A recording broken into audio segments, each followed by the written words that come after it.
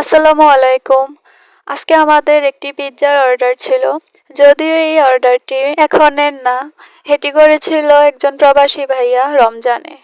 কিন্তু আমাদের রমজানে অনেক ডালার অর্ডার ছিল বিধায় আমি এই অর্ডারটি রাখি নাই। বলেছিলাম যে আমি রমজানের পরে দিব।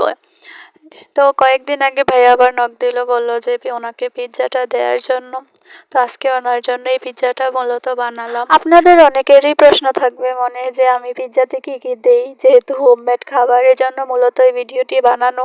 এখানে আপনারা দেখতে পাচ্ছেন যে আমি ক্যাপসিকাম, তারপর হচ্ছে সসেস, অলিভ, চিকেন, মানে হচ্ছে সবগুলো মিক্স করে এটা বানাইছি মূলত।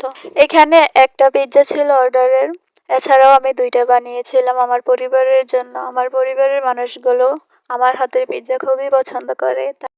এছাড়াও অনেকে জিজ্ঞেস করেছেন যে আমরা এখন আর ডেলিভারি করি কিনা, আগের ডালাগুলোর কি দাম বাড়িয়ে ফেলেছি এই সেই।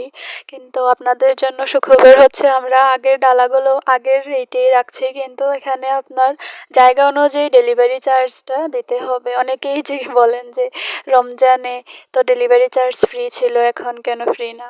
তখন তো অফার ছিল, এখন তো আর অফার নেই, অফার শেষ হয়ে গেছে। আবার ইনশাল্লাহ আগামী রমজানে অফারটা দেওয়া হবে। তাই আপনারা যারা অর্ডার করতে চাচ্ছেন এখন আগের রেটেই অর্ডার করতে পারবেন। আর ইনশাল্লাহ আগামীতে আরও নতুন আইটেম যোগ হবে। তাই আপনারা ফুড কর্নার টেস্টোরিতে অবশ্যই চোখ রাখবেন।